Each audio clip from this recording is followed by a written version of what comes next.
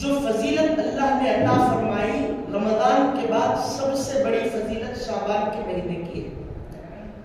اور حضرت عائشہ صدیقہ رضی اللہ تعالی عنہا ام المؤمنین فرماتی ہیں کہ میں نے رمضان المبارک کے بعد سب سے زیادہ روزے رکھتا ہوا کسی مہینے میں پیارے حبیب علیہ السلام کو دیکھا ہے تو وہ مہینہ کوئی اور نہیں بلکہ شعبان کا مہینہ ہے۔ اور حضور پاک علیہ السلام نے اپنے حدیث پاک میں ارشاد فرمایا کہ شعبان شہری و رمضان شہر اللہ، لوگوں شعبان میرا مہینہ ہے اور رمضان المبارک یہ اللہ کا مہینہ ہے۔ حضور پاک علیہ السلام نے شعبان کے مہینے کو اپنی طرف نسبت دی کہ شعبان کا مہینہ میرا مہینہ ہے اور رمضان کا مہینہ شہر اللہ، وہ اللہ کا مہینہ ہے۔ اور سامعین محترم، حضور پاک علیہ السلام فرماتے ہیں کہ شعبان کا یہ وہ مہینہ ہے کہ اس مہینے میں اللہ تعالیٰ بندوں کے حساب اور کتاب کے معاملے کو دیکھتا ہے۔ سال بھر بندے نے جو کمایا، جو حاصل کیا اور جو چھوڑ دیا، ہر سال کے لمحے لمحے کا حساب اللہ تعالیٰ شعبان کے مہینے میں لیتا ہے۔ تو حضور پاک علیہ السلام فرماتے ہیں کہ میں اس مہینے میں کثرت سے روزے رکھتا ہوں تاکہ جب اللہ تعالیٰ کے یہاں حساب پہنچایا جائے تو پھر اس کی برکت سے حساب میں آسانی ہو جائے۔ حضور پاک علیہ السلام کو تو کوئی ضرورت نہیں، لیکن پیارے حبیب علیہ السلام نے امت محمدیہ کو درس دیا، کیونکہ سامعین محترم یہ ایک بات بجا ہے، سوچنے کی ہے، اور ہر فطرت انسانی اس بات کو مانتی ہے اور تسلیم کرتی ہے۔ وہ کیا بات؟ ایک مثال کے ذریعے سے یوں سمجھیے کہ کتے بلیاں تو ہر محلے میں گزرتے ہیں، ہر گھر کے پاس سے جاتے ہیں، لیکن ان بلیوں اور ان کتوں کی بات ہی الگ ہوتی ہے جو کثرت سے کسی کے گھر آتے ہیں۔ بندہ اپنے گھر سے نکلتا ہے، چوراہوں پر، راستوں پر کتوں کو دیکھتا ہے، بلیوں کو دیکھتا ہے، نظر انداز کر دیتا ہے، ہاں یہ بھی ایک کتا ہے، یہ بھی ایک مخلوق ہے، یہ بلی اس کی مخلوق سے ہے، دیکھتا ہے، نظر انداز کرتا ہے۔ لیکن جو کتا یا بلی مسلسل یکے بعد دیگر اس کے گھر کا چکر لگاتی ہے، اس کے گھر کے پاس بیٹھتی ہے، تو وہ بھی تعجب کرتا ہے کہ مسلسل میرے گھر کے پاس کیوں بیٹھا ہے یا بیٹھی ہے، اس کا معاملہ کیا ہے۔ ایک بار دیکھتا ہے، دوسری بار دیکھتا ہے، تیسری بار دیکھتا ہے، مسلسل دیکھنے کے بعد تعجب میں پڑ جاتا ہے اور دیکھتا ہے کہ کثرت سے اس کا میرے گھر آنا جانا ہے۔ اگر بلی ہو تو اس کو دور ڈالتا ہے، کتا ہو تو کوئی نہ کوئی کھانے کی چیز ڈالتا ہے، اور اس کا کثرت سے آنے جانے کی وجہ سے ایک انسان میں اس جانور کے متعلق انسیت اور محبت اور الفت پیدا ہوتی ہے کہ اس کا گھر ہمارے یہاں کثرت سے آنا جانا ہے، اور یہ بھونکنے والا کتا یا بلی نہیں ہے بلکہ محبت کرنے والی اور ہماری جانب محبت کی نگاہوں سے دیکھنے والی ہے۔ تو سامعین محترم، بندوں کو معلوم ہو گیا کہ یہ مہینہ حساب اور کتاب کے جائزے کا مہینہ ہے اور آنے والا مہینہ رمضان المبارک کا مہینہ ہے۔ تو جب بندوں کو معلوم ہو گیا کہ اس مہینے میں حساب اور کتاب لیے جاتے ہیں تو کیوں نہ بندے پہلے سے ہی تیاری کر لیں، پہلے سے ہی مسجد کا دورہ لگاتے بیٹھے۔ جب شعبان المبارک میں جو 15ویں شب آئے گی جس کو لیلۃ البراء کہتے ہیں، شب برات کی رات جس کو کہتے ہیں، جب وہ رات آئے گی تو بندے سال بھر گھر کا دورہ، کام کاج کا دورہ کیا کرتے تھے، رات کا کوئی حصہ جاگا نہیں کرتے تھے، لیکن جب بات اس رات کی آ گئی تو سجدے کرنے لگے، رکوع میں جانے لگے، قیام میں کھڑنے لگے، پھر روزہ رکھنے لگے، جبکہ سال بھر رمضان کو چھوڑ کر کسی نے روزہ نہیں رکھا تھا۔ تو اللہ تعالیٰ اس بندے کو بھی دیکھتا ہے، لیکن ویسے نہیں دیکھتا جس طرح اس انسان نے اس کتے اور بلی کو محبت کی نگاہ سے دیکھا تھا، کیونکہ اس انسان نے چوراہوں پر دیکھا تو تھا مگر انسیت اس قدر نہیں بڑھائی تھی جس قدر اس کے گھر کے پاس رہنے والے کتے اور بلی کی طرف محبت کی نگاہوں سے دیکھا تھا۔ تو سامعین محترم، یہ بندے کا معاملہ ہے اور اللہ کا معاملہ ہے۔ تو بندوں کو بھی چاہیے کہ جب یہ مبارک مہینہ آئے، وہ شعبان کی 15ویں شب آئے اور رمضان المبارک قریب ہو، تو روزوں کے ذریعے سے، نمازوں کے ذریعے سے، طہارت اور تقویٰ کے ذریعے سے، پرہیزگاری کے ذریعے سے، عبادت میں کثرت کے ذریعے سے، مسجد میں کثرت سے آنے جانے کے ذریعے سے اللہ سے اپنی انسیت کو بڑھائیں کہ آپ اللہ کی نگاہ میں آ جائیں، اللہ سے محبت کرنے لگے، آپ کے یہاں اللہ سے محبت کے تقاضے بڑھنے لگے، تو جب جا کر اللہ بھی آپ کے اوپر ویسی نظر رکھے گا جس طرح آپ نے جانور کے اوپر نظر جمائی رکھی تھی، ٹکا کر رکھی تھی۔ عزیزان محترم، جب کوئی بندہ مسلسل تکرار کے ساتھ یکے بعد دیگرے اللہ کی بندگی میں آتا ہے تو اللہ کی رحمت کی نظر اس کے اوپر پڑتی ہے۔ ایک مرتبہ اللہ دیکھتا ہے کہ یہاں پر ایک مصلی آیا، نماز پڑھا۔ ہر مصلی تو کبھی کبھار آتا ہے، اللہ دیکھتا ہے، چھوڑ دیتا ہے، اس کے عبادت کے موافق جتنا اس نے عبادت کی اس کے موافق اگر اس کی عبادت قبول ہوگی تو اللہ اس کو اجر دے گا، لیکن برخلاف اس بندے کے کہ وہ بندہ کثرت سے عبادت کرتا ہے، کثرت سے نماز پڑھتا ہے، کثرت سے اپنے معاملات کو بہتر بناتا ہے اللہ کے یہاں، تو اللہ تعالیٰ اس بندے کی طرف اپنے رجحان کو بڑھاتا ہے کہ یہ بندہ فجر میں بھی مجھ کو دکھا، ظہر میں دکھا، عصر میں دکھا، مغرب اور عشاء میں دکھا۔ جو بندوں کے حقوق ہم نے بندوں کے لیے بہتر بنانے کو رکھا تھا، حقوق اللہ میں بھی یہ کامیاب ہے، حقوق العباد میں بھی کامیاب ہے۔ کیا یہ اب کی نماز چھوڑے گا؟ کیا یہ اس وقت کی نماز چھوڑے گا؟ لیکن جب اللہ بندوں کی طرف نظریں کر رہا ہے، دیکھ رہا ہے کہ بندہ کوئی نماز نہیں چھوڑتا، بندہ کبھی جھوٹ نہیں بولتا، ہر عمل بندہ وہ کرتا جا رہا ہے جو اللہ کو مقبول ہے، جو اللہ کو پسند ہے، اللہ جس سے محبت کرتا ہے وہ بندہ کام کر رہا ہے۔ اب جب کوئی انسان ایک آدھ مرتبہ عبادت کر لے، اگر قبول ہے تو پھر اللہ اس کا اجر اس کو دے گا، کیونکہ اللہ نے فرمایا واللہ اعلم بما کنتم تعملون، اللہ وہ سب کچھ جانتا ہے، بہت زیادہ جانتا ہے جو کچھ تم دنیا میں کرو گے، اور اللہ تعالیٰ اس کا بدلہ بھی دینا جانتا ہے۔ اگر کوئی اچھا کرے گا تو اچھا بدلہ ملے گا جبکہ وہ قبول ہو، اگر کوئی برائی کرے گا تو اس برائی کے بدلے کو اللہ ضائع نہیں کرے گا بلکہ اس کی برائی کا بدلہ بھی دے گا، کیونکہ اللہ تعالیٰ سب سے زیادہ عادل اور انصاف کرنے والا ہے۔ تو اگر کوئی بندہ ایک آدھ مرتبہ عبادت کر لے تو اگر وہ قبول ہے تو اللہ اس کو دیکھے گا، اس کی عبادت کے مطابق اس کو ثواب دے گا، اجر دے گا۔ لیکن کوئی بندہ کثرت سے عبادت کرتا ہے تو اللہ کیا کرے گا؟ یہ ایک بات سوچنے کی ہے، سمجھنے کی ہے۔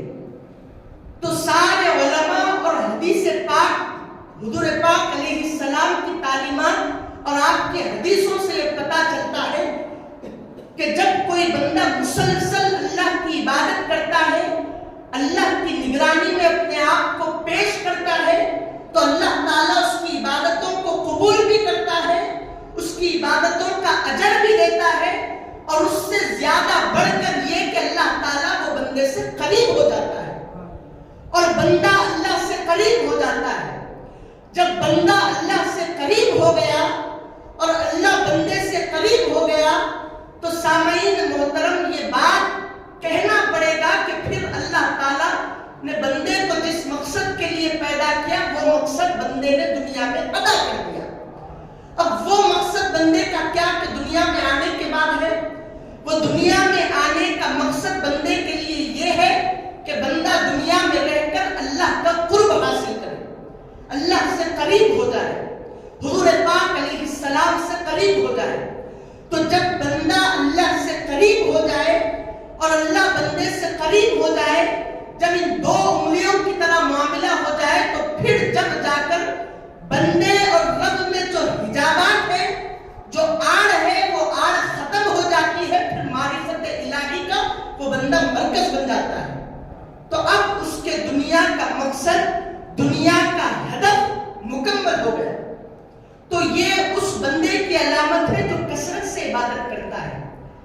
اگر کوئی بندہ رمضان کا مہینہ گزار لے، پھر چلتا جائے، شعبان کا مہینہ قریب آئے، 15ویں شب کا قریب آئے، تو جب اللہ بندے کی طرف نگاہ ڈالے گا اور دیکھے گا کہ یہ بندہ تو ہمارا متقی ہے، یہ بندہ تو بڑا پرہیزگار ہے، ہم نے اس کو آج کی رات جاگتے ہوئے نہیں دیکھا بلکہ اس سے پہلے سے یہ راتوں کو جاگ کر ہماری عبادت کرتا ہے، ہم نے اس کو آج 5 وقتہ نمازی بنتا ہوا نہیں دیکھا، ہم نے تو اس کو پہلے سے نمازی دیکھا ہے، ہم نے اس کو آج کی رات توبہ کرتا ہوا نہیں دیکھا، ہم تو اس کو برسوں سے ہماری بارگاہ میں رجوع ہوتا ہوا، توبہ کرتا ہوا دیکھ رہے ہیں۔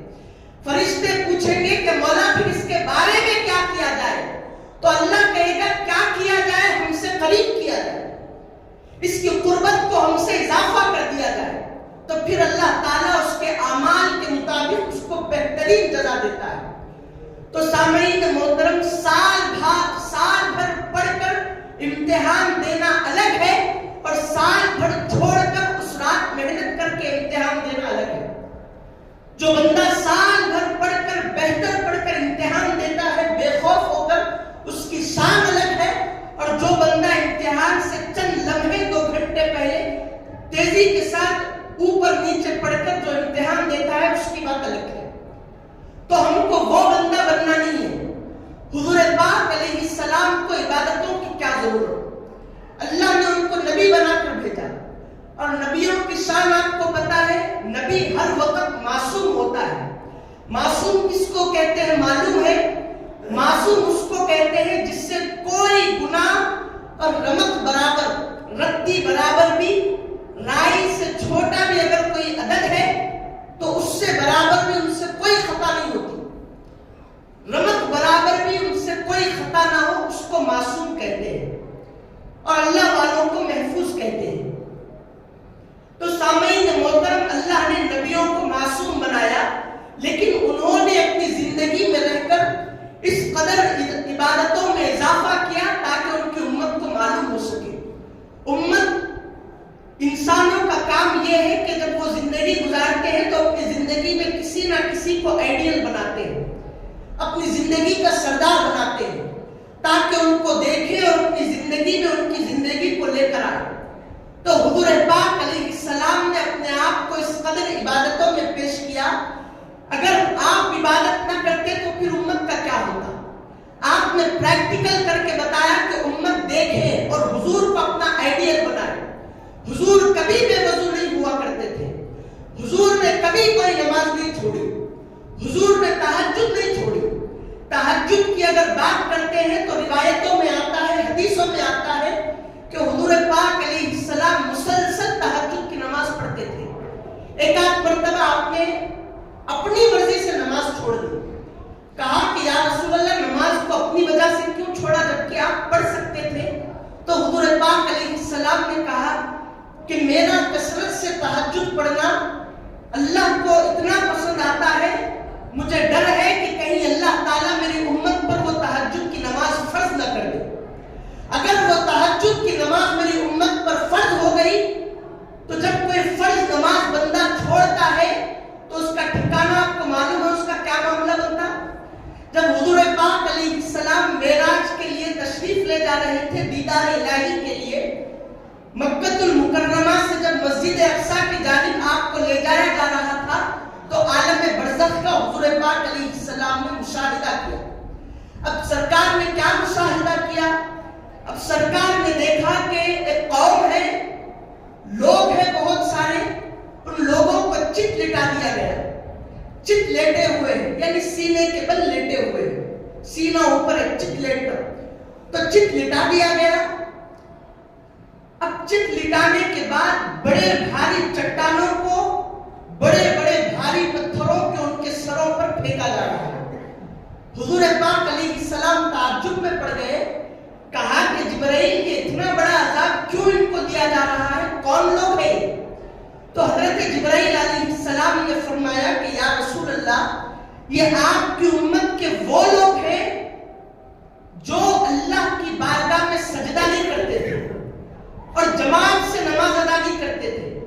کبھی کبھار جمعے کے لیے آ جاتے تھے، جماعت سے نماز پڑھ لیتے تھے، کثرت سے جماعت ادا نہیں کرتے تھے. اور یا رسول اللہ یہ وہی لوگ ہیں جو 5 وقت نمازیں ادا نہیں کرتے تھے. کبھی 3 پڑھ لی تو کبھی 4 تو کبھی 2 تو کبھی 1. اور یا رسول اللہ یہ وہی لوگ ہیں کہ جب یہ رکوع کرتے تھے اور اللہ کی بارگاہ میں نماز میں سجدہ کرتے تھے تو ایسے ہی کر لیتے تھے، خشوع اور خضوع کے ساتھ پورا سجدہ نہیں کرتے تھے. یہ وہ لوگ ہیں. کون لوگ؟ ایک تو 5 وقت جماعت سے نماز چھوڑ دینا، دوسرا کبھی کبھار نماز کے لیے آنا، تیسرا جمعے کو ادا نہیں کرنا، چوتھا اگر نماز پڑھے، رکوع کیے، سجدہ کیے تو اچھے سے ادا نہیں کرنا. تو یا رسول اللہ یہ آپ کی امت کے وہ لوگ ہیں، اور یہ رواج ہے یہاں کا کہ جو بندہ اللہ کی بارگاہ میں جھکتا نہیں اس کو یہاں پر یہ عذاب دیا جاتا ہے. اس کے سروں پر بڑے بھاری چٹانوں کو پھینکا جاتا ہے، پتھروں کو پھینکا جاتا ہے. اور ان کی ایک کیفیت کے حضور پاک علیہ السلام نے بیان فرمائی کہ وہ لوگوں کو جب چت لٹا کر سروں پر بڑے بھاری پتھروں کو پھینکا جاتا، یہاں پر پتھر گرنا کہ پھر وہ زندہ ہو جاتے، پھر ان کو پتھر مارا جاتا، ہر لمحہ ان کو یہ عذاب دیا جاتا. تو سامعین محترم، یہ فرض نماز چھوڑنے کی کوتاہی اور اس کا گناہ، اس کے علاوہ بھی بہت بڑا گناہ، دنیا میں بھی اس کی ذلت، آخرت میں بھی اس کی ذلت. تو بات کہاں سے نکلی کہ حضور پاک علیہ السلام نے فرمایا جو بندہ میں تہجد کثرت سے پڑھتا ہوں، ایک آدھ مرتبہ میں نے تہجد اسی لیے چھوڑی کہ کہیں میری امت پر یہ فرض نہ ہو جائے. اگر فرض ہو جائے گی تو پھر میری امت اس کو کثرت سے ادا نہیں کر سکتی، کیونکہ حضور پاک علیہ السلام کو اپنی امت کے بارے میں سب کچھ معلوم تھا. اسی لیے حضور پاک علیہ السلام نے ہم گناہگاروں کی خاطر تہجد کی نمازوں کو کثرت سے ادا کرنے کے باوجود بھی ایک آدھ تہجد کی نماز کو چھوڑ دیتے تھے. سامعین محترم، یہ حضور پاک علیہ السلام ہے. تو ہم کو چاہیے کہ ہم اپنی تمام زندگی میں اگر آئیڈیل کسی کو بنانا ہے، اپنا سردار کسی کو بنانا ہے، اپنی زندگی کا بڑا کردار کسی کو دینا ہے تو پھر وہ حضور پاک علیہ السلام اور صحابہ اور اولیاء اللہ کو دینا ہے. اور جب ان کو دیکھیں گے، ان کی زندگیوں کو پڑھیں گے تو پھر ہم اپنی زندگیوں کو بہتر بنانا جانتے ہیں اور بہتر بنا سکتے ہیں. تو بندے کو چاہیے کہ ایک آدھ مرتبہ بندہ عبادت نہ کرے. اور آپ کو ایک بات معلوم ہے کہ وہ لوگ جو صرف مبارک راتوں میں آ کر اللہ کی عبادت کرتے ہیں، صرف مبارک راتوں میں جاگا کرتے ہیں اور صرف مبارک رات کے دوسرے دن روزہ رکھتے ہیں، ان کی سوچ اور ان کی کیفیت کیا ہوتی ہے آپ جانتے ہیں. ہماری کیفیت کیا ہوتی ہے آپ کو معلوم ہے؟ وہ کیفیت یہی کہ ہاں اگر یہ رات عبادت کر لو تو پھر اللہ تعالیٰ عمر میں برکت دے گا، اللہ رزق میں برکت دے گا، اللہ بیوی بچوں میں برکت دے گا. عبادت کر لو، یہ رات میں اللہ کو راضی کر لو تو پھر اللہ یہ دے گا وہ دے گا، نہیں تو اللہ پھر دوزخ کی ضمانت دے دے گا. عبادت نہیں کریں گے تو پھر اللہ آئندہ شب بارات جو بندے کی عمر طے کرنے کا اور موت دینے کے جو معاملات ہیں اللہ 15ویں شعبان کے دن طے کرتا ہے. اگر عبادت نہیں کریں گے تو پھر کس کو معلوم رمضان کے بعد شوال کے مہینے میں اڑ جائیں گے، کس کو معلوم محرم کے مہینے میں پھر روح قبض ہو جائے گی. یہ سوچ کر بندہ عبادت کرتا ایک رسمی طور پر اپنی غرض کے لیے، اپنے فائدے کے لیے. اے لوگوں، اگر تم اللہ کو چاہتے ہو، اللہ کا قرب حاصل کرنا چاہتے ہو تو کوئی عبادت اپنے فائدے کے لیے نہ کرو. عبادت کریں گے تو اللہ پہاڑوں برابر نیکیاں دے گا. اتنے سال کی عبادت ہوگی یہ رات، تو بندے نے کیوں یہ چاہ کر عبادت کی، رات کیوں گزاری؟ یہی وجہ ہے رات گزارنے کی. بندے نے یہاں پر اپنا فائدہ چاہا. بندے نے یہ نہیں سوچا کہ اللہ تعالیٰ پہلے آسمان پر اتر کر یہ معاملات کریں گے. بندوں نے آج تک ہر بندے کی کیفیت الا ماشاءاللہ 100% اگر ہو تو 80% بندوں کی علامت عبادت کرنے کی ان کی یہ سوچ ہوتی ہے کہ ہم کو جنت مل جائے، ہم کو فلاں نعمت مل جائے، یہ وظیفہ کریں گے تو کاروبار میں برکت ہوگی، یہ کام کریں گے تو اچھا ہوگا، اشراق کی نماز پڑھیں گے تو دن اچھا گزرے گا، تہجد پڑھیں گے تو قبر میں چراغ آئے گا. یہ سوچ کر بندوں نے عبادت کی، مگر بندوں نے کبھی یہ نہیں سوچا کہ ہم عبادت کریں گے مولا تجھے راضی کرنے کے لیے. جب کوئی بندہ عبادت کرتا ہے قبول ہوگی تو تم کو جنت ہی میں رہنا ہے. تم کو تمہاری عبادتوں کے وسیلے سے دوزخ میں نہیں ڈالا جائے گا, تم کو جنت ہی میں ڈالا جائے گا. لیکن سوچنے کو بدل دو. سوچو یہ کہ مولا یہ عبادت کروں گا تو اس عبادت کا مقصد یہ ہے کہ تو مجھ سے راضی ہو جائے. اور مولا اگر میں جنت کے لیے عبادت کروں گا جنت تو مجھے مل جائے گی. مولا اگر میں تیری رضا کے لیے عبادت کروں گا تو مولا مجھے جنت تو ملے گی, دنیا تو ملے گی, آخرت بھی مل جائے گی. مولا ساتھ میں سب سے بڑی چیز تو مجھے مل جائے گا. جب اللہ بندے کو مل جائے گا تو پھر اللہ کی بنائی ہوئی تمام چیز بندوں کے قدموں میں آ جائے گی. تو بندوں کو چاہیے کہ عبادت کرے تو اللہ کے لیے کرے, نماز پڑھے تو اللہ کے لیے پڑھے, نمازوں کو نہ چھوڑے. جھوٹ بولنے کو, چغلی کرنے کو, بندے ان چیزوں کو ختم کر دے. اور یہی بات کہ حضور پاک علیہ السلام جب مسجد اقصی کی جانب جا رہے تھے تو آپ نے کیا دیکھا؟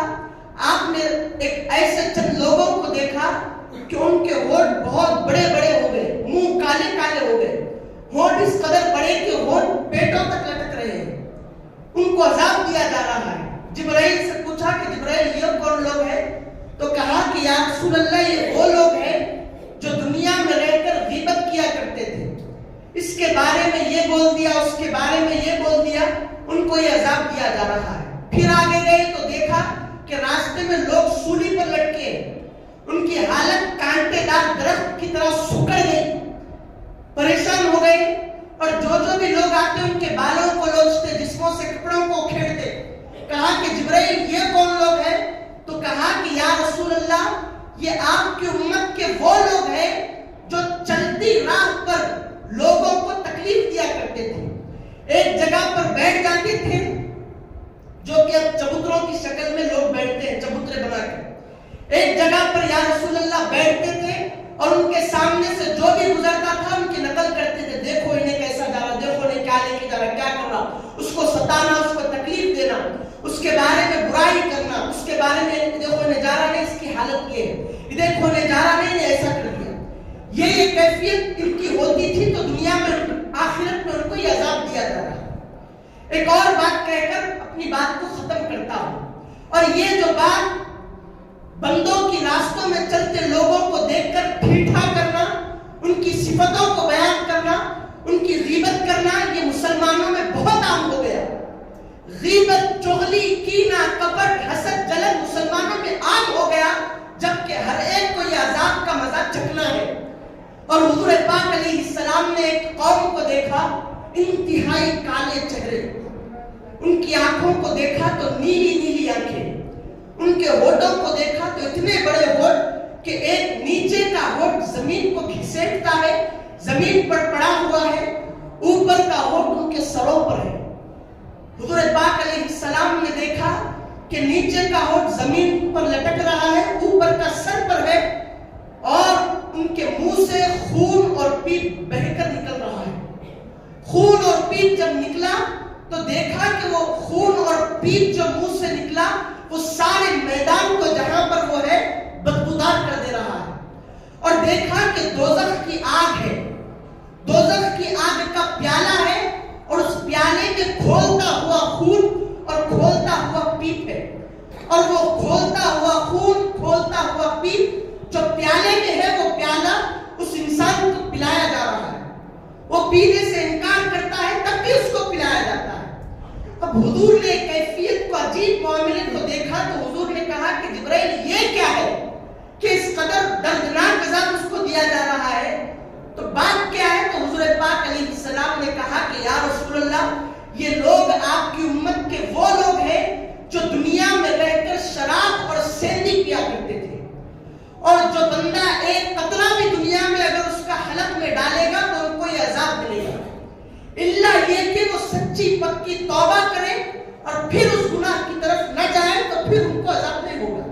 ایک آخری حضور پاک علیہ السلام نے جو مشاہدہ کیا وہ بات کہہ کر اپنی گفتگو کو ختم.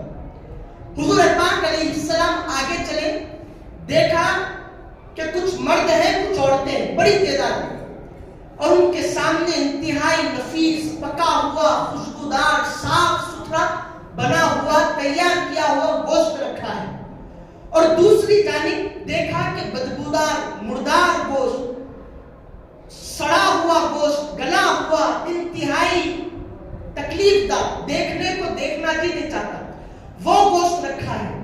فرشتوں نے کہا کہ تیار کیا ہوا نفیس گوشت کھاؤ، پکا ہوا گوشت کھاؤ، تو وہ ساری قوم وہ اچھے گوشت کو چھوڑ کر وہ بدبودار اور انتہائی سڑے ہوئے گوشت کو لے کر چاو رہی ہے، کھا رہی ہے۔ اب حضرت رسول اللہ صلی اللہ علیہ وسلم کو وہ کیفیت دیکھی نہیں گئی، کہا کہ جبرائیل یہ کیا ہے کہ ان کو کہا جا رہا ہے اچھا گوشت کھاؤ لیکن کھا گندا گوشت رہے ہیں، کیا بات ہے؟ تو حضور پاک علیہ السلام سے جبرائیل نے عرض کیا یا رسول اللہ یہ وہ مرد ہے جن کے پاس پاک اور حلال بیوی رکھی ہوئی تھی، لیکن اپنی بیویوں کو انہوں نے چھوڑ کر زنا کی طرف اپنے رجحان کو بڑھایا۔ یا رسول اللہ ناجائز عورتوں سے صحبت کرتے تھے اور اپنی بیویوں کو چھوڑتے تھے، رات بھر غیر بیویوں کے پاس جا کر اپنی شہوت کو ختم کرتے تھے، اور کہا کہ یا رسول اللہ یہ وہ عورتیں ہیں جنہوں نے دنیا میں رہ کر اپنے ساتھ حلال شوہروں کو رکھ کر ان سے بے رغبتی کی اور غیر مردوں سے اپنی رغبت کو بڑھایا، زنا کی طرف آمدہ ہو گئی، یہ بدکردار اور گناہگار اور ناپاک عورتیں ہیں، اور ان کو یہ عذاب دیا جا رہا ہے۔ اور دیکھا کہ کھولتا ہوا بڑا ایک گڈھا ہے دوزخ کا، اس کے اندر بہت ساری آگ بھڑک رہی ہے، وہ آگ کھول رہی ہے، کھولتی ہوئی آگ کو دیکھا، اور دیکھا کہ بہت سارے مرد ننگے، بہت ساری عورتیں ننگے اس آگ کی تہ میں جا رہی ہے، پھر اوپر نکلتی ہے، اب جب وہ اوپر نکلی پھر اندر جاتی ہے، پھر اوپر آتی ہے، تو کہا کہ جبرائیل یہ کون ہے؟ تو کہا کہ یا رسول اللہ یہ وہی مرد اور وہی عورتیں ہیں جنہوں نے دنیا میں غیروں کے ساتھ اپنے تعلقات کو جوڑا۔ یہ انسانوں میں اس دور میں انسانوں میں عام ہو چکا، لوگوں کو یہ باتیں معلوم نہیں کیونکہ لوگوں نے سیرت مصطفیٰ پڑھی نہیں۔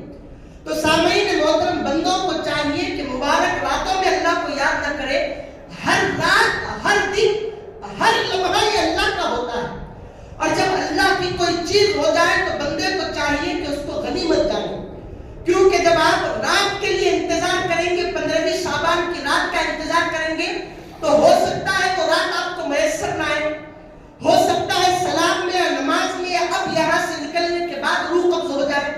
یہ تو اللہ کا شکر کہ آپ کو شعبان رمضان کے بعد بھی اللہ نے اب تک باحیات رکھا، کیونکہ رمضان سے پہلے اور اس مہینے سے پہلے کئی لوگوں کو ہم نے جاتا ہوا دیکھا، آپ نے جاتا ہوا دیکھا، ابھی اچھا تھا اب کیسے چلے گیا، کہیں یہ معاملہ آپ کے ساتھ نہ بن جائے، اسی لیے اپنے آپ کو بناؤ، اپنے آپ کو تیار کرو۔ حضور پاک علیہ السلام نے اسی وجہ سے شعبان میں کثرت سے روزے رکھا ہے کہ بندوں کو یہ معلوم ہو جائے کہ اس مہینے میں حساب اور کتاب دیا جاتا ہے اور یہ پہلے سے تیار رہے۔